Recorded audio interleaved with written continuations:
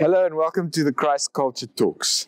We've got Pastor Jack Mogakwe here, but you know, he has a role in the church, but many of you don't know that he has a very vital role in the safety of our country. And Pastor Jack, please enlighten us a little bit and tell us what your role is and how you help our police in this country as well. Thank you very much, Apostolic. My role is, specifically I'm working for the provincial government, Western Cape, and I am responsible for safety and security for the Department of Community Safety. One of the areas, there's actually three areas that I will touch on. The first area is in terms of police oversight.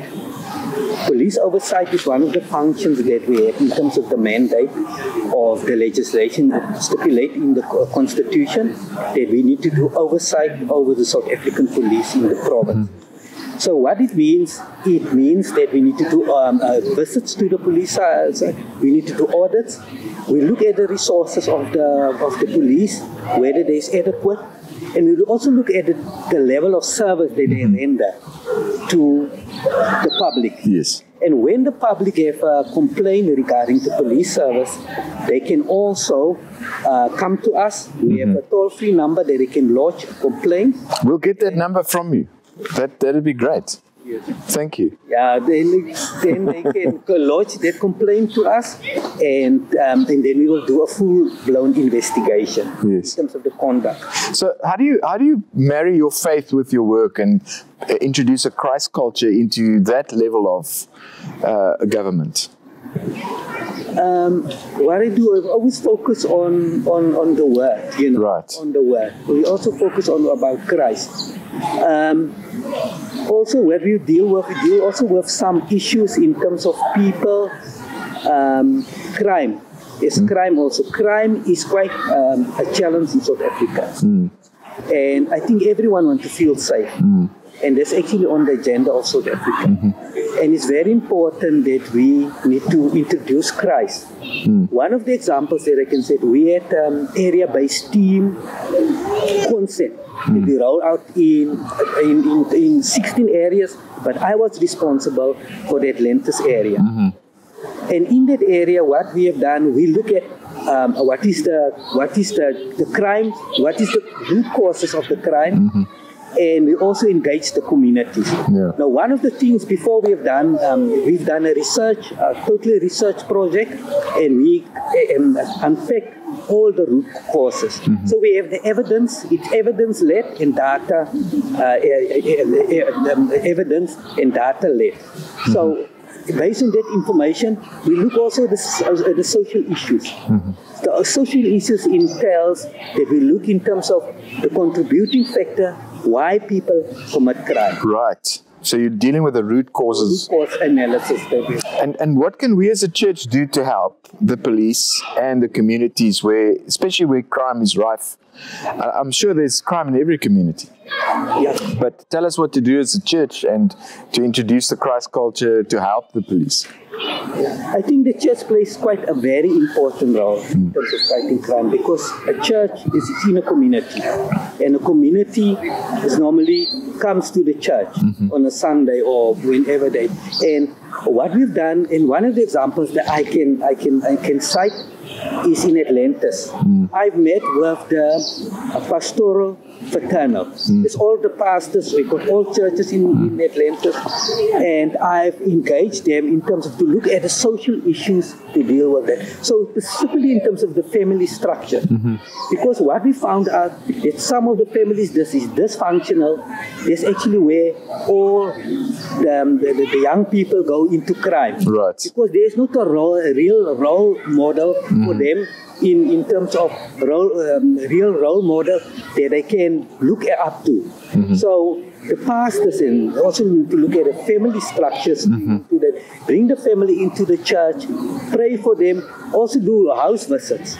They go house visits, especially the people within the community. If they're part of their church or the community, they go out they also have visits where they go and speak to the people about Christ. Christ within, bring Christ to the house. Yes. To the house. And that's actually very important. Okay, so I found out. You're really going to grassroots level and dealing with the source of crime.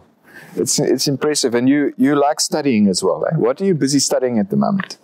I'm studying currently, I'm doing a doctorate, PhD in corruption.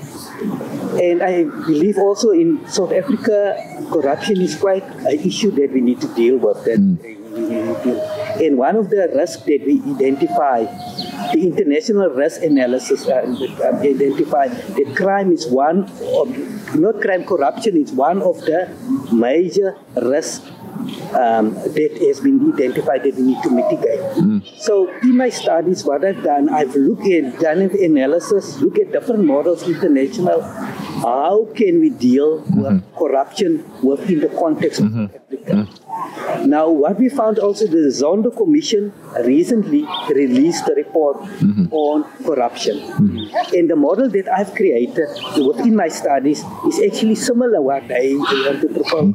So they need to follow through in terms of with all spheres of government, including the community, and at grassroots levels, they need to teach the people in terms of that corruption cannot be tolerated. And it's also by the behavior.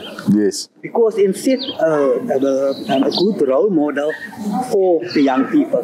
So from grassroots level, even on school, on primary school, they need to introduce kind of behavior skills, but also bring in the word, bring in Christ into it, so that they can know, and also bring Christ into it and teach the people in terms of the right morals, how to behave. Yes. But I mean, it's stipulated in the word. Yeah. In the word, what they need to do, what is acceptable and what is not acceptable, what is right and what is not right. So if you said you need to love one another, why we kill one another if you need to love one another? So that is the basic principles that we need to bring back into the school. Yes. And that is very important. And when we do that, we can even go and change the society, the next generation. I think that we need to look, if we do it right in this generation, we can affect the future of South Africa. Amen. The next generation. I look forward to reading your thesis. I wish you well with your studies. You've also been a student of the Word, and you've been a wonderful shepherd in an area there in Milnerton. And we appreciate your work, sir, and we wish you well. Show us how we can help as a church going forward. Let's strategize a bit. When you've got some practical ways that we can get involved, maybe we can spread that to our network. Thank you. Amen. God bless you. God's angels go with you and give you all the grace and peace that you need in some very challenging situations. We're going to pray for you more. Yes. Amen. Amen. God bless you, Pastor Jack. Thank you for your time. God bless you. Smell the spices dancing in the air. Let your wind blow over my garden. Smell the spices dancing in the air. Let your wind blow over my garden.